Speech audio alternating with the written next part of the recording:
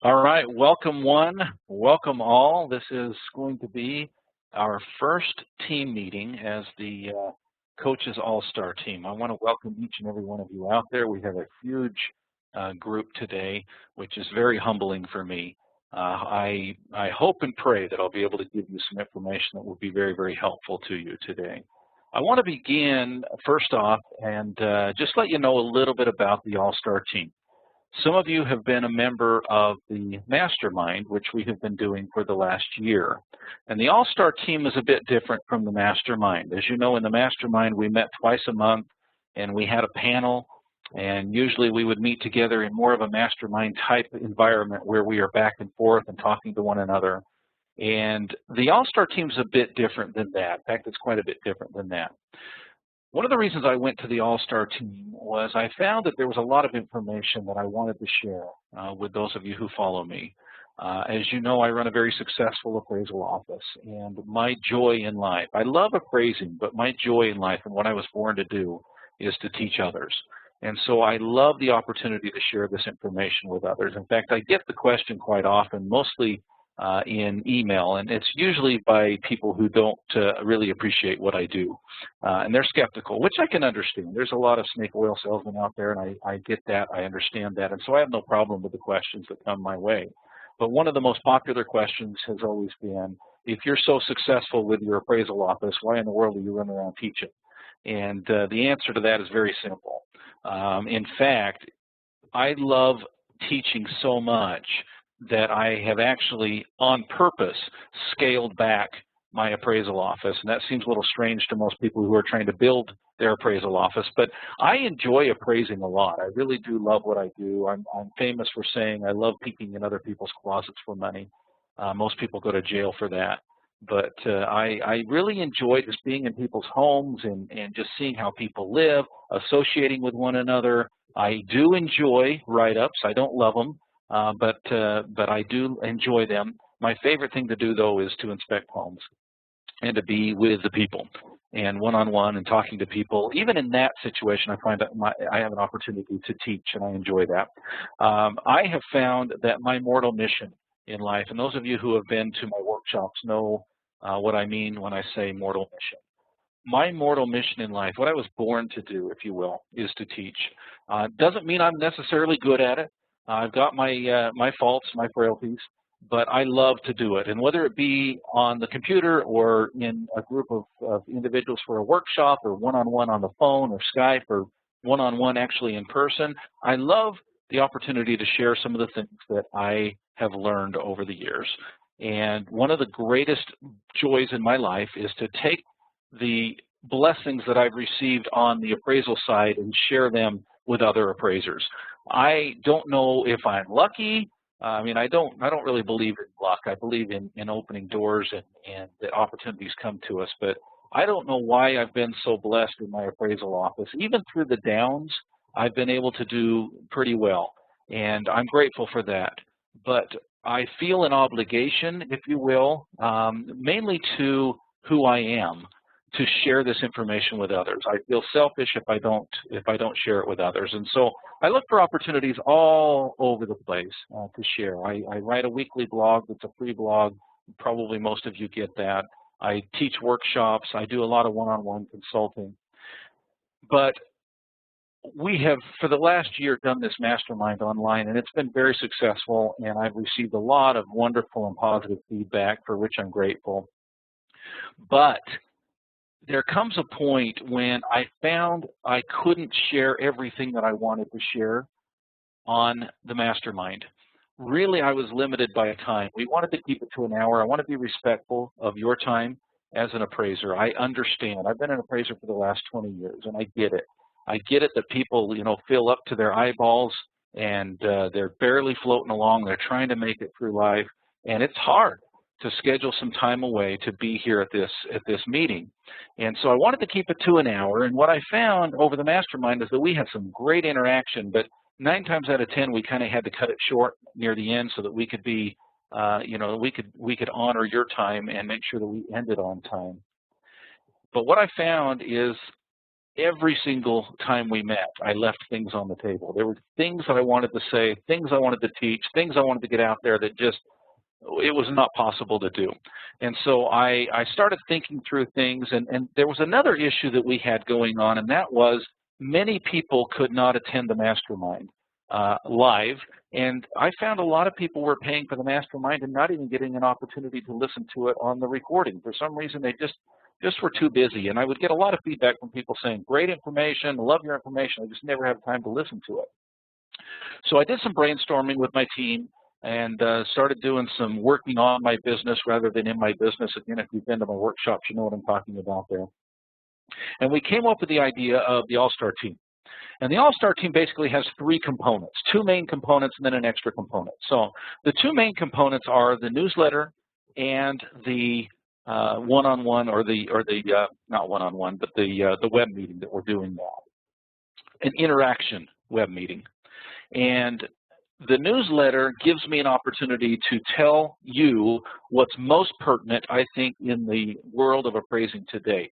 You know, there's a lot of periodicals out there. There's a lot of there's a lot of blogs and different things concerning appraisals, but most of them are on how to be a better appraiser. My goal has always been how to be a better appraisal business owner. A lot of people get that mixed up when I say the word appraiser coach. They think that I'm out there teaching you how to comply with USPAP and teaching you how to support your adjustments and how to find good comps. And that stuff is out there already. There's a lot of people already teaching that information. It's good information, by the way. It's information we all need to know. However, I find that most appraisers are good technicians, but a lot of them are not the best CEOs in the world. Running a business is a whole different realm. And so my goal was basically to be able to share information on how to be a better business owner. I want to make sure that you are successful. I want to make sure that you can make money doing what you love to do, which I hope is appraising. I'm not shy about telling people if they don't love appraising, they probably ought to get out of it. I mean, you really need to love what you do if you ever want to be successful. I'm a firm believer in that. So what the newsletter allows me to do is get this information to you. And I'm not limited. Now, certainly I'm limited by the number of pages in the newsletter. But the nice thing about a newsletter that's different than an online meeting is I don't run out of time. Okay? When I run out of space on a newsletter, I simply take out stuff that aren't pertinent, that is not information you need to know, and I make sure I pack that thing jam full of stuff that really is good information. You're not going to like every single article you read in there. That's not the point. My point in doing the article is to make sure that everybody gets an opportunity to at least bring some value away from that particular newsletter each and every month. I've made it a point to make sure that it was a written newsletter, and I did that based on personal experience. I subscribe to a magazine called Success Magazine. I have for years. It's a great magazine, highly recommend it. About a year ago, I switched to the online version of Success Magazine. I used to get the actual physical magazine, and not to be too curt here, but I would throw it on the commode. That's where I put it, and that's where I read it. And sorry for that vision, but that's where I read it, and that's where I got the information. I usually read it every single month. Well, what happened was when I went to the online version or my mobile version, I started getting it on my phone. And when I got it on my phone, what I found is that I was not, I just wasn't getting the information that I needed to get. I wasn't ever going to my phone to look at it, once in a blue moon. And so I was disappointed that I did that. And in the process now of switching back to the physical version. I felt it was important that you have a physical newsletter in your hand. And whether you decide to put it on the commode or somewhere else, put it somewhere where you can pick it up often and read through it. I want to make sure that you get through it every month. And the other nice thing is you don't have to get through it in the month that I give it to you. You can save it and catch up. Sometimes I would have Success Magazine. I'd have 3 issues, and I'd take them with me on a business trip and read them on the airplane, and I would get them all done in one flight. And so the nice thing about a physical newsletter is you have an opportunity to read it when you have an opportunity to read it. And so we solved 2 things by going to the All-Star Team. Number 1, I'm able to get the information out that I think is most pertinent to you. And number 2, you have an opportunity to read through it on your time. And so I hope that will be a helpful change. One of the things that I did not want to do, however, with this change is move away from the opportunity to associate and interact with you and be able to gain information from you and share with you and get your questions and comments out there. And so I felt it was important that we stuck with the once a month web meeting. Now notice I didn't say webinar. There's a difference between what we're doing here and what I see often on the internet. A webinar to me is an opportunity for someone to sit and preach to you for an hour and use a PowerPoint and go through the slides. I don't want this to be that. Now, it will be that if you don't do your part. I have plenty to talk about, and I'll give you an hour-long monologue if you'd like. Hopefully, most of you don't want that. What I would like is some interaction. And so I'm just going to set the ground rules right up front here and just let you know that the best way to interact with me, and this is, I would love to be able to just talk and have some audio going back and forth and maybe even some video. The problem with that is there's so many people online that I think it would be utter chaos. In fact, I don't just think it would be utter chaos. I've tried it before in a different venue, and it didn't work very well. Everybody wanted to talk at once. We were constantly saying, oh, no, you go ahead. Oh, sorry, I interrupted you. You go ahead. And we were talking over one another, and it didn't make for a very effective meeting. The technology's there, but because we're human and we talk whenever there's a pause, it just made for some difficulty. And so what I want to do here is allow everybody to have some say, to have some questions, and I would ask that you use the chat box. It's okay to use the question answer box, but I have to flip back and forth if I do that. So I would encourage you that you use the chat box, and I would encourage that you use the chat to all so everybody can see your question, everybody can see your comment. If you want to send it privately to me, that's fine, you can do that. I don't have any problem with that, but just so we can all interact and we can get the questions out and the comments out, I would encourage you to use the chat box. And by the way, there are going to be times throughout the meeting that I may pause and say, okay, now it's time for questions or what have you. But I hope that you'll just feel free to put stuff in the chat box throughout. It's okay if it pops up there and I'll see it come up, but I may not address it for a few minutes. And so don't think I don't get it. I do. It's just a matter of fitting it in with the time and making sure that everything moves smoothly. Our goal here is going to meet online for 1 hour every second Monday of the month. Now, I know it's not the second Monday today. I get that. We had some conflicts. The second Monday of this month happened to fall on a day that I was doing a workshop in Dallas. And then the next Monday, I think, was Martin Luther King Day. And so here we are. And I hope this worked okay for everybody. We've got quite a few on, so I think that it did work okay for most people. If it doesn't work okay for you, that's okay too. I like to have the back and forth, and I like to be able to share with one another, talk about appraising, talk about running a business. But I understand that sometimes you have appointments that you can't miss, and sometimes you have write-ups that have to be due today, and you're crunched for time, and you just can't listen live. If that's the case, that comes into the third part of being a part of the All-Star team, and that is the recording. There's a members-only area on the website where you have an opportunity to log in and get past webinars, okay? And those are exclusive only to those who are members, other than this first one. This first one I'm going to put up as an example, so if people are looking at the All-Star team, they can look at it and decide whether or not they want to be a part of that. But from now on, all of these meetings are going to be held in a members-only area. Now, if you are an annual member, you will have access to the information as far back as we have it, okay? In other words, you can listen to things that are 3, 4, 5, 12 months old, no problem. If you are a monthly member, you will get access to the most recent recording, and it will be up for a month. So I will put this recording up in the next day or two, usually within 48 hours. I'll email everybody and say, hey, it's up. You will not get a link to the actual video. What you will get is just an acknowledgement that it's up and going, and now you can go log in. So what you do is you log in. You can log into the appraisercoach.com. You can go to the All-Star team, and then you just click at the bottom to actually go to when it says find out more or what have you. It will go to a website. This is a new URL. It's coachallstarteam.com, coachallstarteam.com. And you can go there, you can log in, use your whatever username and password you signed up with, and then you click on Missed a Webinar, and then you can either go to the annual or the monthly webinar, whichever one you're signed up for, and be able to get that and participate that way. Not the best way to do things because you can't interact, but that's okay. Now, here's the other part that I haven't really been very vocal about, but I want to make sure you understand that you have access to me for any questions, comments, and concerns that you might have.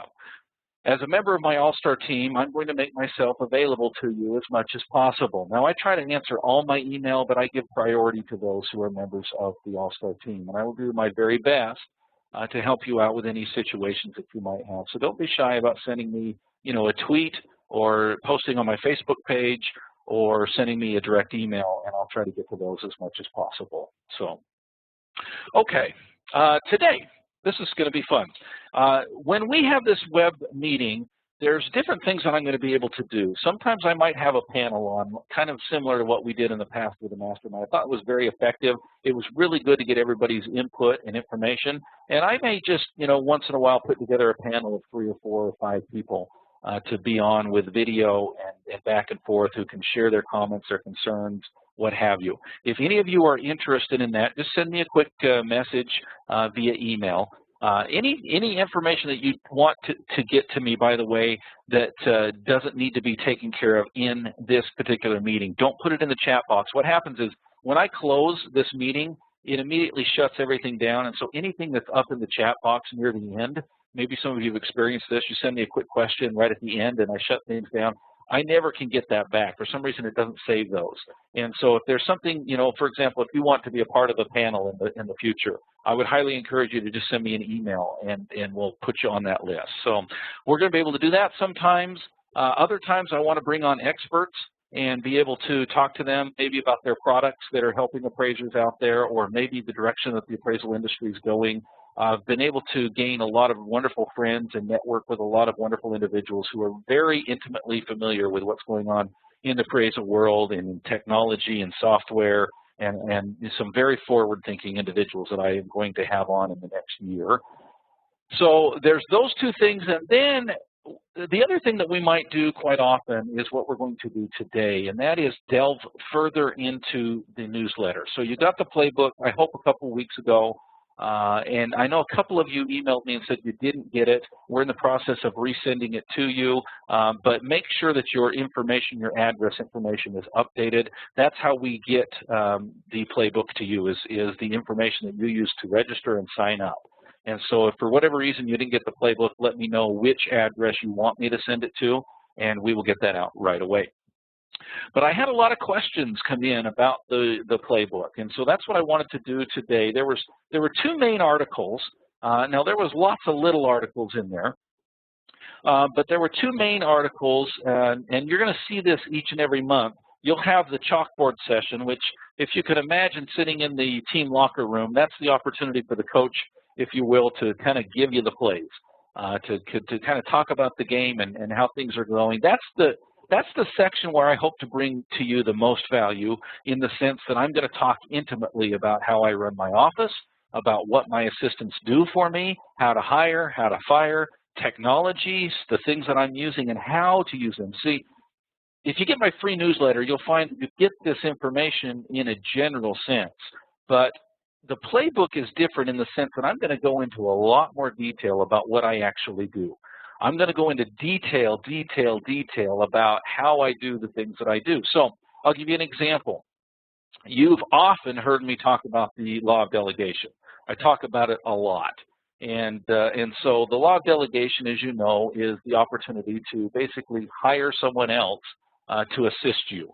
It's basically taking the things that you do best and being able to focus on those things and then give the rest away. I call it off-shouldering. Okay, so you've got this pressure on your shoulder as a businessman, a businesswoman, and you've got so many things that have got to be done every day. The law of delegation is the opportunity to basically take that and give it to someone else so that someone else can help and assist you be the best that you can be.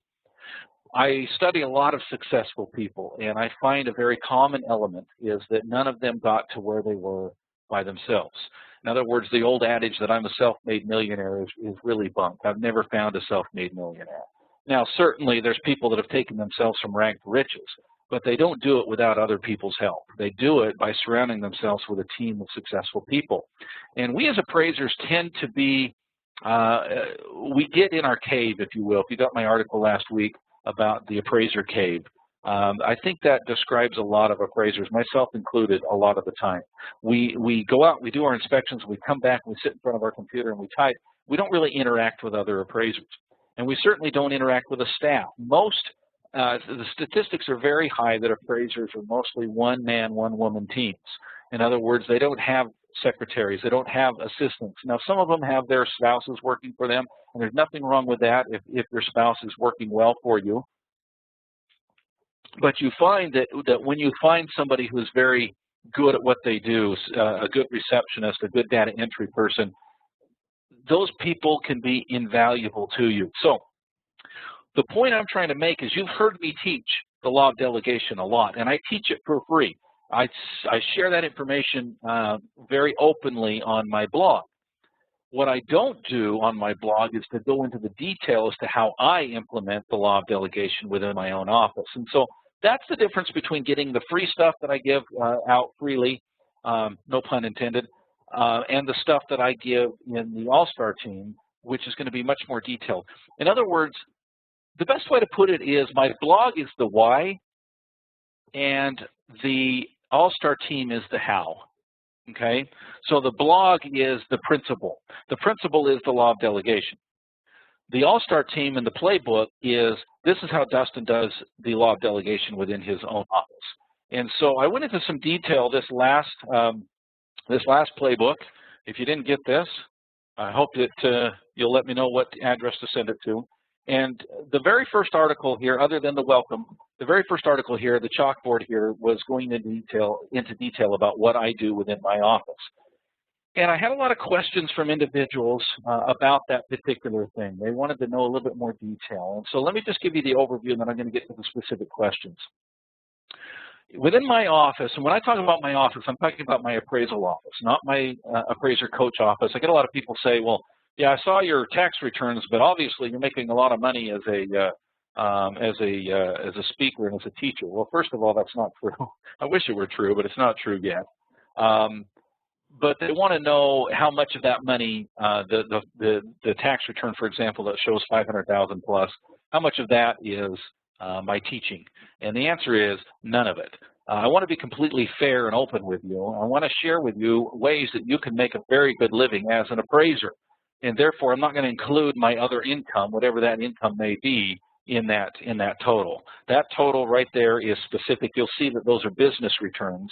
And I have a very specific different business entity for the appraiser coach and some of the other things that I do. I do some investing as well. And those are completely different entities than the appraisal firm. That 500,000 plus is specific to my appraisal office. Now, to be fair to you, I don't make 500,000 plus anymore. I have purposely scaled down. I made about 300,000 in 2012 and about 300,000 in 2013, though we're still working on those numbers right now.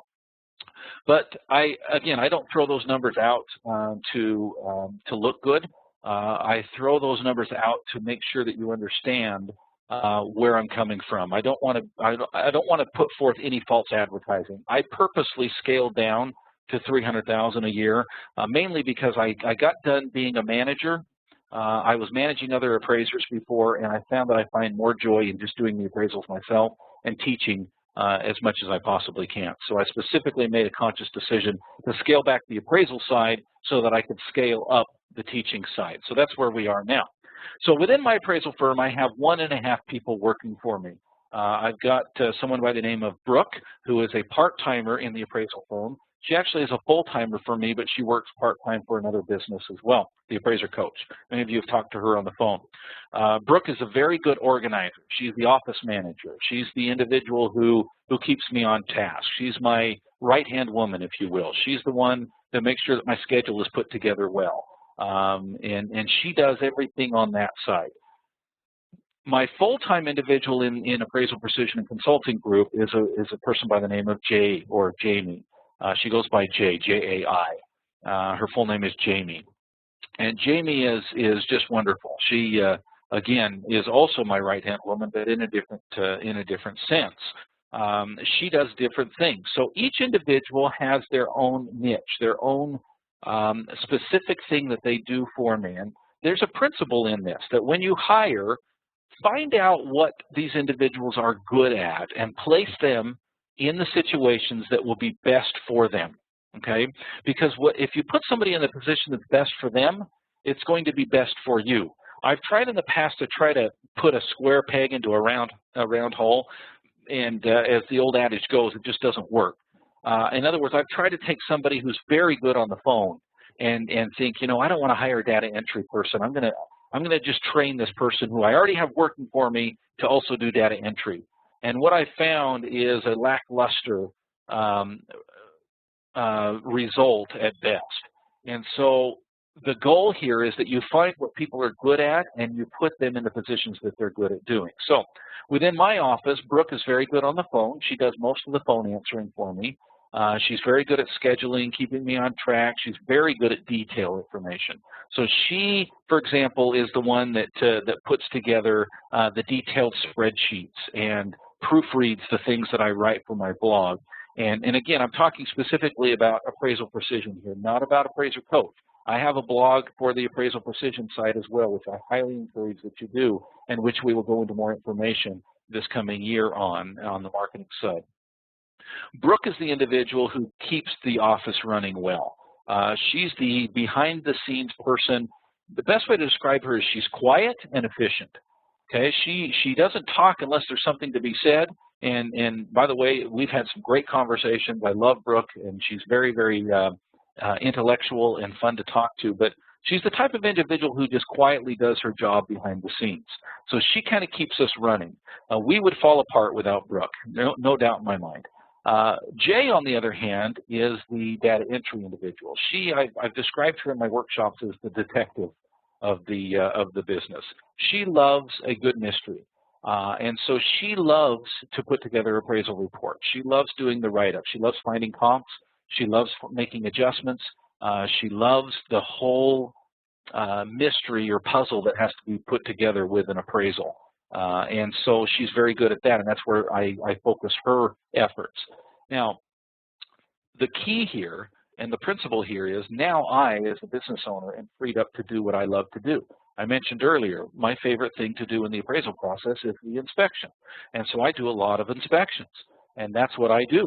Now, Jay does inspections as well, where she's allowed, but for the most part, I do the inspections. Probably 95% of the inspections are done by me personally, and it just works well. So you've got me doing the inspections and also being the visionary for the office. I'm the visionary. I'm the entrepreneur. I'm the guy that works on my business, not in my business. And so I work a 3-day work week where Monday is spent working on the business, and then Tuesday, Wednesday, Thursday are spent doing the real hard work, the producing work, if you will. And then I take Friday, Saturday, and Sunday off typically to do some playing and worshiping on Sunday. So in general, it works very well because I am the entrepreneur, I am the businessman, I am the appraiser, and I go out and do the appraisal inspection. But the way that my office works is I've got a great individual back at the office who's putting together the appraisal report for me, and I've got another gal who just keeps the office running for me and does the the calendaring and the scheduling and the answering the phones and that kind of a thing on a regular basis. And so that works well for me. Now, I've switched those roles back and forth some. I do believe in cross-training, making sure that you don't just have one individual who does one thing.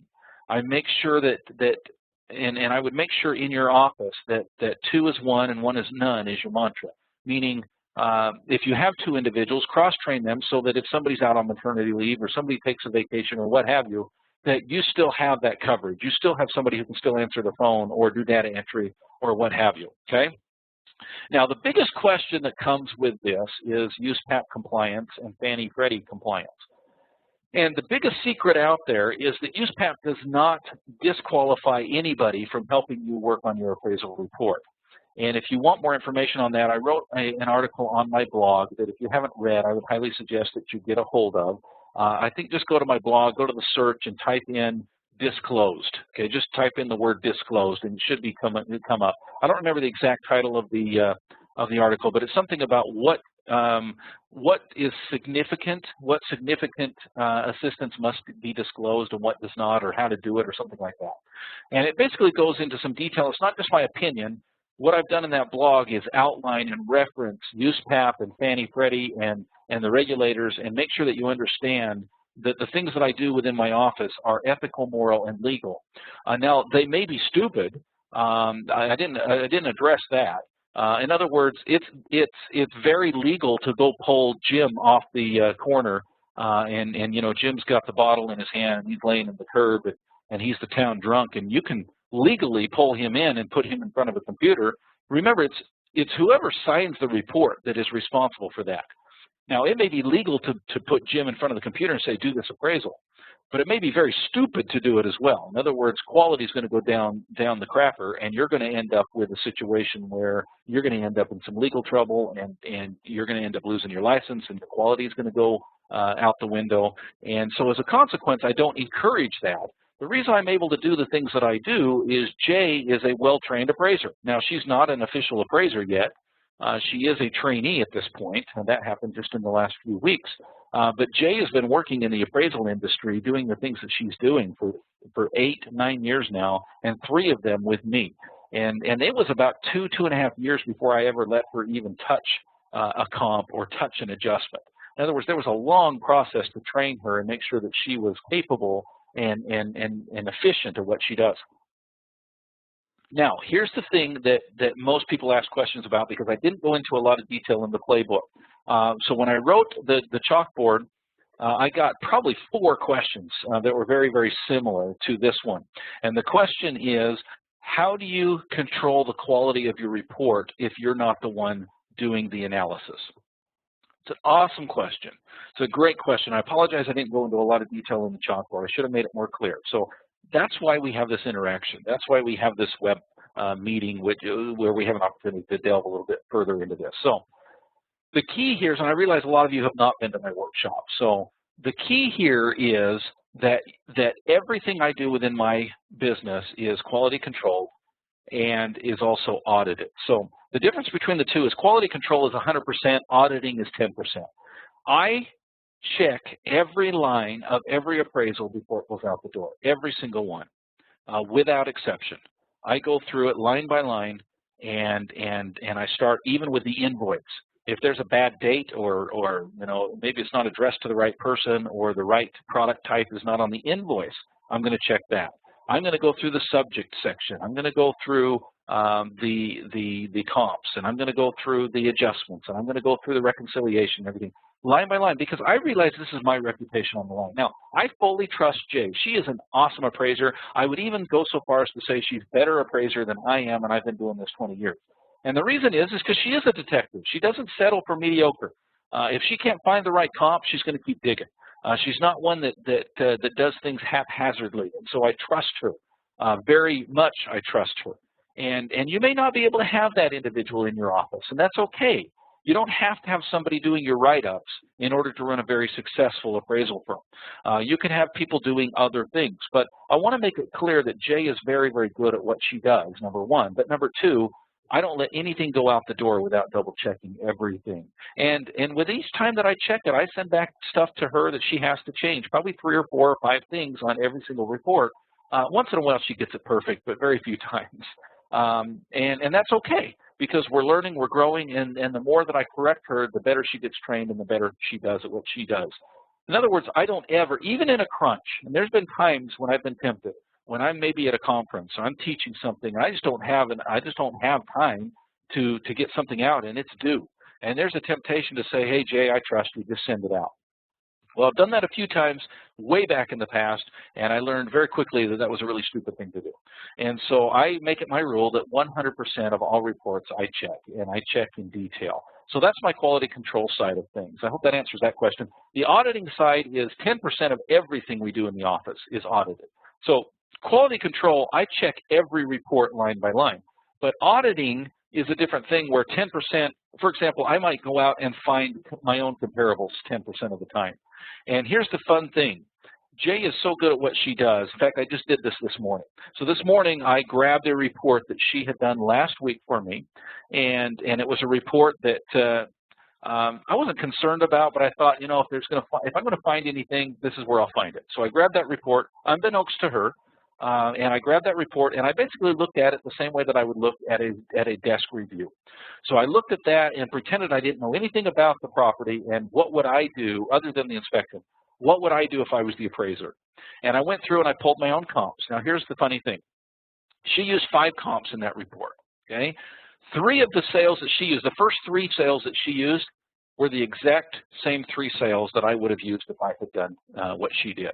The other 2 sales that she used were very similar to 1 or 2 other sales that I was going to use anyway. And that gives me hope. That gives me, you know, a feeling of, okay, I can trust Jay to do the things that she's doing because she's doing things the way that I would do them if I did every single thing. Okay, so I hope that makes sense. In other words, there's the quality control where I'm checking every single line, and I might say, oh, you made a minus adjustment there, and it should have been a positive adjustment, or I don't like the way you reconciled that. You may need to reword that. I don't want to put 50% weight on pump number 1. I would put more like 40% and then distribute it out a little bit differently. Those are the kind of things that I'm checking every single time that we do a report in my office. Now, I do a lot of write-ups as well, but she does most of them. The other thing is she discloses everything, as we talked about in the playbook. She discloses, to make it USPAP compliant, everything that she has done. A lot of people, you know, a couple questions came in, well, what about disclosing? Won't people kick you off? They say no trainees, what have you. I've been doing this 2.5 years and have yet to have a complaint through an AMC. I had a complaint one time from a fellow appraiser who I happen to know hates my guts. He actually lives in my neighborhood, and he doesn't like me very well, and that's okay. We still get along and say hi to each other every once in a while, but he was very offended that I was using other people to help with my reports. But when I did the research and showed the research to him, he had to back off and say, okay, yeah, you know, that maybe I was wrong there. The point is this is legal, it's ethical, it's moral. Just you have to do it right. Don't cut corners. Don't skimp. But the point in the law of delegation is that you find people to do the things that they're good at doing so that you can focus on the things that you're good at doing. Okay. Let me make sure I got all of the questions on that side. Okay. Bo said, let me just read this out loud. I would love you to explain the process you and your office have from the time an order is received. Do you use software systems like eTrack to help you manage workloads, due dates, etc.? When you complete an order, what system do you use to track payment? Do you ever run reports to see your best clients and how much you have done with them? Bo, a lot of questions there, and I'm not sure I'm going to be able to get to all of them, but I will say this.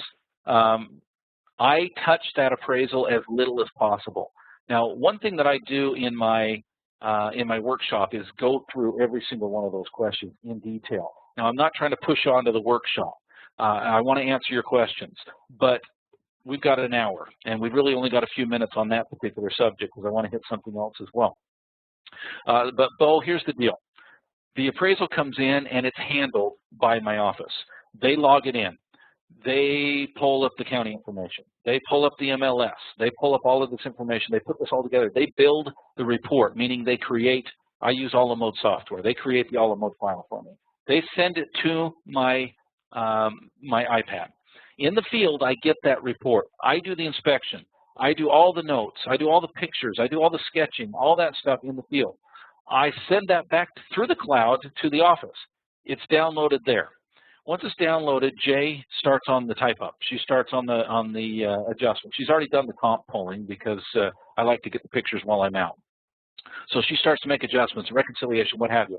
She wraps that thing up and she sends it back to me via PDF so that I can review it and correct anything that may be wrong, send it back to her, she makes all the corrections, and then she sends that out. Everything is tracked through what we call the client database. And basically all the client database is an Excel spreadsheet. Now, it happens to be a Google Docs spreadsheet, but it's just a spreadsheet.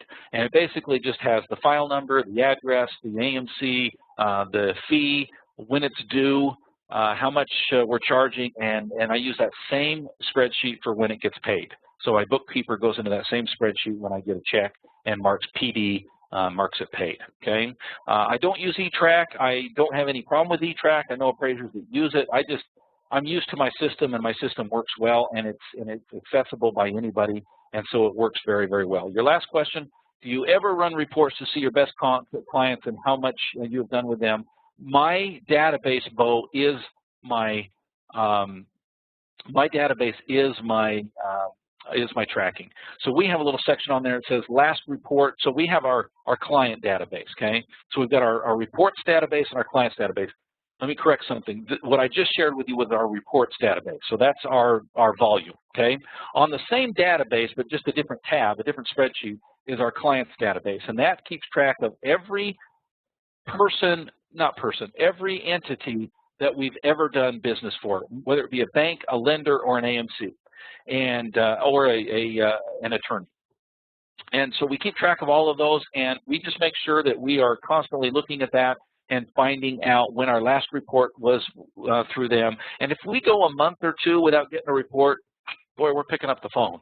And I'm not doing it personally. Again, I give all of that to someone else, but my assistant's picking up the phone. Hey, this is Brooke from Appraiser Precision. Hadn't heard from you in a while. Wondering what's going on there. Is there something we can do to make sure we keep getting orders from you? So, so that's a key there. Got a question from Frank. Dustin, how will you handle it if Jay decides to go out on her own? That's easy. She won't. Next question. I'm just kidding. That's the hope anyway.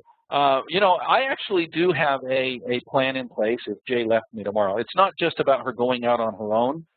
It's possibly, you know, if she, you know, unfortunately gets sick or gets in an accident or, you know, does something really stupid and I have to fire her. You know, I never find that I can attach myself so much to an individual that I can't make good business decisions. And I think that's an important principle as well. And so I have a plan in place. And basically, John, Frank, the best way to describe it is, I'm not going to lie to you, I'd be in trouble. I would not be able to do what I'm able to do right now. And basically, I would be stepping backward a little bit, and I would obviously be the individual in there doing the write-ups and the type-ups and the analysis side. And I do that. You know, she goes on vacation once in a while, and we just have to reorganize things and say, okay, you know what? Here's what we got to do. And we just, you know, we reorganize our schedule in the sense that I'm going to be working more. But the goal here is that once that happens, if that happens, then I am in the process right now of getting things put together so in case that does happen, that we wouldn't be in as much trouble as we would be today if that happened. I also, maybe I'll share this with you as well. This is something interesting that you might consider if you have key employees, okay? I don't know if you knew if you could do this or not, but you can actually take out insurance policies on your employees if they're key employees. And I have life insurance programs and policies on both of my assistants. I think that's important because things happen.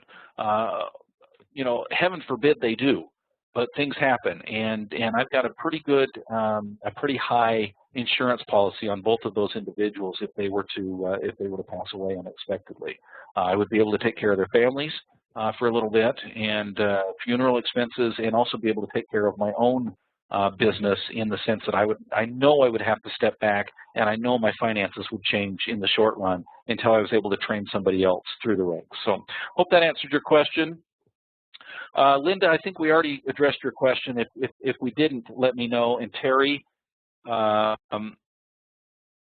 think we answered that question as well. He also says, how do you do this without losing control of your product?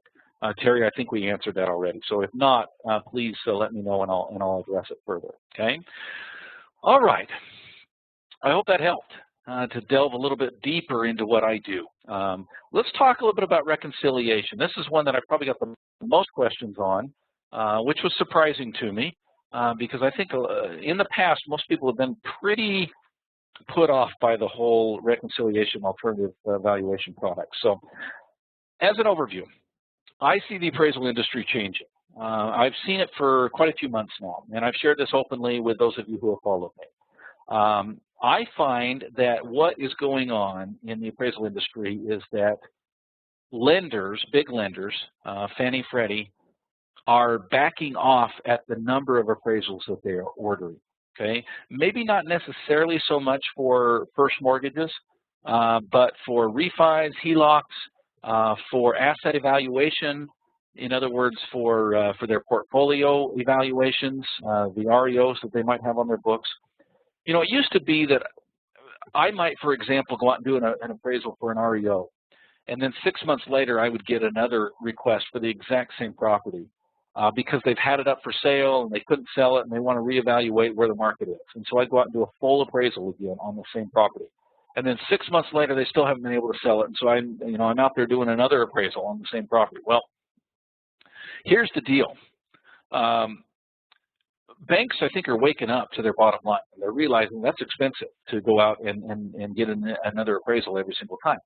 So what I see happening, like it or not, it's just facts of the game. And a lot of people are, don't run around crying that the sky's falling. Hey, I just tell it the way I see it. And what I see happening is these bigger banks, these lenders, are not ordering the number of appraisals that they used to. Instead of ordering an appraisal every 6 months on an REO, for example, they might order a BPO, or they might order a desktop valuation, or they might order what we talked about in the playbook this time on the marketing section as a reconciliation.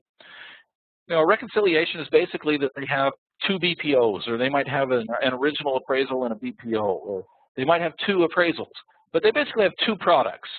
Thus, the term reconciliation is taking those two products and reconciling the value. So let's say you've got two BPOs. A bank goes out and they commission two local realtors to do a BPO on the same property. So two different BPOs, and one comes in at $120,000 and another one comes in at $135,000. Okay, it's not a huge discrepancy, but that's a pretty big range percentage-wise when you're talking a low-value property like that. They might hire an appraiser to look at those two BPOs, not go out to the property, but just at his desktop, look at those two BPOs and decide which one is accurate and why. And if neither are accurate, what is the accurate value? Okay. Now, these have a much lower scope of work. They have a much lower liability, and thus they pay a lot less. They take a lot less time than a full appraisal. The key here is you're still required as an appraiser to comply with USPAP because you're still giving a valuation on real estate. And anytime you give a valuation on real estate, USPAP says that you've got to be under USPAP. This is not a consulting. This is not a review, because a lot of times it's not even an appraisal that you're reviewing. And even if it is, they're not asking for a review of that appraisal. They're asking what is the actual value. In other words, they're asking for an appraisal. Now, here's the key. Some appraisers think that when you say the word appraiser, that you say the word appraisal, that it equals 1004 or it equals 2055. That is not the truth. 1004 is a Fannie Mae form. You can give an appraisal on a napkin as long as you comply with requirements, and that's the key here. These are different forms. A lot of them are online. A lot of them you don't even have a physical form in front of you, so you've got to have an opportunity to capture that, put it to a PDF so you have it for your work file before you hit the send button. That's a very key thing. Okay, but the questions regarding reconciliation work I think are interesting, and I want to go through them step by step. So Frank said, very interested in getting some information about reconciliation work. I was hoping to have a licensed appraiser set up a reconciliation division in our office and have him supported by a support staff employee with the non-analytical aspects of the recon work. Frank, I don't see a question in there, but I would say here. I think that's a great way to do this. If you have that opportunity, remember, most appraisals have to be done by certifieds. And so if most appraisers are doing the certified work, doing the appraisal work, the stuff that you and I are used to, the 1004, the 2055, that kind of a thing, that's probably where they need to focus their time and attention. But if you have a licensed appraiser that you can even set up, I would even say go so far, Frank, as to actually set up a second entity. Okay, this is not associated with your appraisal office. This is a second entity that you are the owner of the business, but yet you're not on the day-to-day managing of the business. And if you can get a licensed employee to do that, I think that's a great idea. Okay, Matt said, do you have some resources to use to make up a USPAP compliant reconciliation report? Okay, Matt, the answer to that is no, not yet. But I am working on that. Now, Matt is a member of my dream team, which meets in March. And I'll just give you a little hint, Matt. I'm going to come prepared in March to sit down at the table and give you some of those resources. So hold that question. We're gonna hit that more in March because I'll be honest with you, I have not put anything together yet because I'm not doing these yet.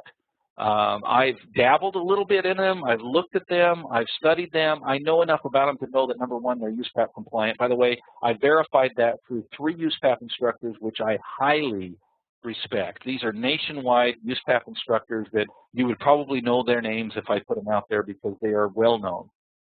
They're good friends of mine. I've also run this alternative valuation stuff past an attorney who is focused only on USPAP, and all 4 of those individuals, independently of one another, said that these are very legal, they're very USPAP compliant, and so you know, what we're doing is fine. As long as you cover it, as long as you cover yourself and make sure that you're USPAP compliant when you do them, okay? In other words, a report is not USPAP compliant, an appraiser is. And that's something I get questions so many times. Are these reports USPAP compliant?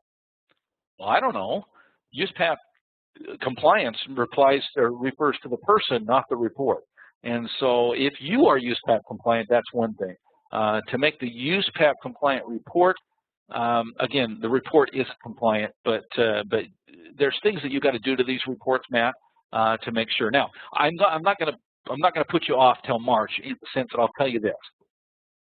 There are certain things that you have to have in every appraisal report. You know what those are? Certifications, right? You've got to have a certification in every single report. The best thing you can do, Matt, is to go through that certification and one by one look at every single one of those lines and say, okay, am I doing this? Am I doing this? Am I doing this? And if not, what can I do to make sure that I'm compliant? Okay, that certification still has to be in every report. So I've done a few of these alternative valuation desktop products, and I had to physically make my own template because what they gave me from the AMC was not compliant, was not, let me repeat that, did not allow me as an appraiser to be compliant with USPAP. Okay, is that a better way to say that? Make sure that you are compliant with USPAP. So your second question, Matt, are there any companies to contact reconciliation work other than the ones that you put in your newsletter? Matt, those are the only ones I know of so far. Maybe, you know, for people who haven't read it yet, let me just see if I can find them real quick. Clear Capital, PCV, Mercor, and CoreLogic. There are some other alternative valuation products being done out there, but they're not reconciliation. Those are the only reconciliation companies that I know of. So if anybody else, you know, we've got a few minutes left here before we wrap up. If there's anybody else that knows any other companies that are doing reconciliation work, if you could send that to me over the chat, we can get that out to everybody on this particular recording. That would be great. If you can't get to it till after the recording, send me an email and I'll put it in the email that I send out to everybody. Okay. Okay, Sue, I think we already got your question. Is there a form for these? And the question is, and the answer is, that's usually sent to you by the AMC. They have their own form. The one drawback to reconciliation work is every AMC has their own form. And usually it's online. And so you can't just pull up a form in Alamode or ACI or Appraise It and type in a clone and go from that. You have to do it online. So that is a drawback. Bill, I think we answered your question too about USPAP compliance. Joseph asked, is it possible to set up a workshop where employees do this? I think what you're saying, Joseph, is can you get other people to do this work for you? Now, that's an interesting question. When I talked earlier today about doing appraisal work, it's absolutely USPAP compliant to have other individuals help you with your appraisal work, as long as you give them credit. The same is not true with reconciliation work. At least the companies that I know of here, the ones that I read off, Clear Capital, PCV, Mercor, and CoreLogic, every one of those 3 companies specifically says that the appraiser has to do this work. Now, is it possible to go pawn that off on somebody else and you sign off on it? I guess it's possible, but it's not legal. It's certainly not ethical, because you cannot, on those reports, you can't sign it and then put a disclaimer that Sue, my employee that's making, you know, minimum wage, did the type up on this. Nor is it probably very smart.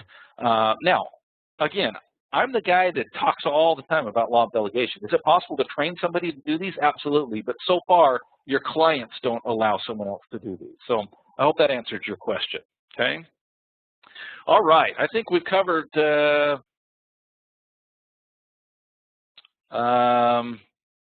making sure. Steve, you asked, no, we covered that as well, Steve. I think we got that. If not, let me know, and I'll get you the answer, but I think we covered your question as well. Okay. This has been fun. I'm glad to be able to answer other questions. If you have any others, please send them to me. Let me remind you, our next meeting, our next All-Star Team meeting is going to be next February 10th. Okay, that's the second Monday. They're always going to be at a, well, I shouldn't say always. There's sometimes conflicts that come up, and if that's the case, then we'll work around those. But they're usually going to be at 11 a.m. Mountain Time. Okay, I live in Idaho, so we go off the Mountain Time because my time's better than your time. Actually, just because I went to public schools and I can't keep time zones straight, I just keep it under my time. So 11 a.m. Mountain Time, which is 2 hours before Eastern Time. So 11 a.m. Mountain Time is 1 p.m. Eastern Time, just to help you guys do the math. I wanted to let you know that our workshop, maybe our last workshop, at least our last Go Create Some Value workshop, the 2-day workshop, is now open at, we're going to Washington, D.C. March 3rd and 4th, I believe, Monday and Tuesday. And I just wanted to throw out that I have, in the past, offered my mastermind individuals, members of the mastermind, a pretty decent discount on those workshops, and I'm going to do the same for the All-Star Team. So right now, before February 9th, is the early bird special. So normally this is a $495 workshop. Right now it's $395. But if you are a member of the All-Star Team, even if you're a free member of the All-Star Team, you've never paid a penny, this is your first, you know, deluge into the All-Star Team world. Is that the right word, deluge? I have to think about that one. It's your first dip into this world, okay? And you're just trying to try this out and you haven't paid me a penny. That's fine. If you're a member of this All-Star Team, even if you just joined and you want another $50 off of that workshop in DC, just what you do is you sign up, you actually pay the $395, and then you just send me an email and say, hey, I'm a member of your All-Star Team, and I will immediately credit back on your PayPal account $50. So it'll end up being $345 for you if you sign up before February 9th, and after February 9th, it'll be $445 if you're a member of the All-Star Team, okay? All right, guys, thank you. It's been wonderful. I've very much enjoyed this, and I look forward to seeing you on March 10th. If you have any ideas that you want to see in the playbook or on this meeting, any people you would like to see me interview or get into more, if you're one of those individuals that wants to be interviewed, maybe you have a product to sell and you think it would be great for appraisers, I'm definitely going to take a look at those kind of things, and I'd be willing to put you on if it works out, that it fits what we're trying to do here. You guys have been wonderful. I'm getting a lot of thank yous over the chat. Thank you guys as well. You guys make my day. I look forward to these meetings. I hope this has been valuable for you, and we look forward to seeing you next time on the All-Star Team.